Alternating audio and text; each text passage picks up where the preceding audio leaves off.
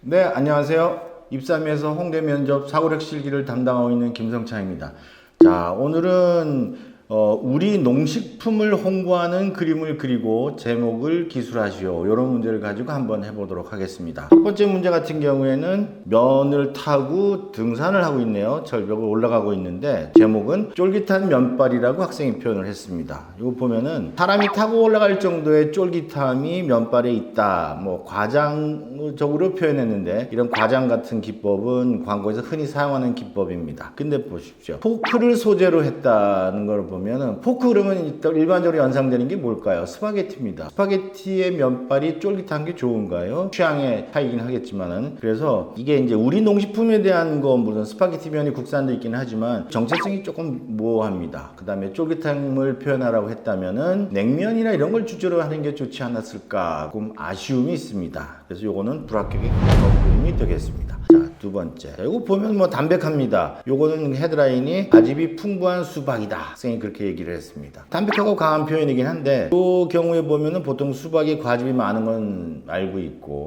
일반적으로 한 번씩 생각해 볼 수 있는 그런 그림입니다. 아쉬움이 있다면은 표현에서 요거 뭐 수박에 몸을 담그고 과즙을 빨아먹고 있는데 여름이니까 얼음이라도 몇 알 띄었으면 하는 아쉬움이 좀 있는데 전체적으로 보면은 독창성은 조금 부족하다고 생각이 되네요. 그렇지만 뭐 이 정도면 합격권에 들어간다고 볼 수가 있겠습니다. 세 번째 그림 같은 경우에는 이건 그린 게 조금 부족한 부분이 있긴 있는데 우리 농산품은 사랑입니다. 이런 헤드라인이 걸려 있어요. 이건 달걀 후라이를 먹고 있는 어린이를 표현한 것 같은데 특별하게 뭐 다른 서사가 별로 없어서 조금 허전해 보이긴 하지만 노른자가 하트로 변형이 되어 있습니다. 이건 이제 비유적 표현으로 아주 양호한 표현이라고 생각이 되네요. 압축된 표현을 표하면서 조금 창의적으로 표현했다고 볼 수 있습니다.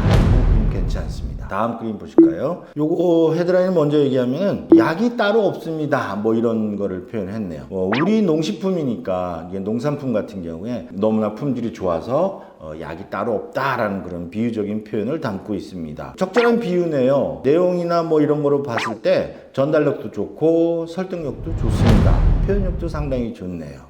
첫 번째 걸 제외한 요 두 번째, 세 번째, 네 번째 그림이 합격이라고 말씀을 드릴 수 있는데 한번 요 합격자들의 순서를 한번 나열을 해보 보겠습니다. 두 번째 거는 뭐 무난합니다. 아이디어는. 그리고 표현력이 좋고 세 번째 거는 양호한 의미를 가지고 있다. 그리고 전달력이 좋다. 괜찮은데 표현력은 보통이다. 네 번째 같은 경우에는 창의적 아이디어가 좋아서 전달력이 높고 설득력이 좋다. 그 다음에 표현력도 좋다. 잘 그린 그림입니다.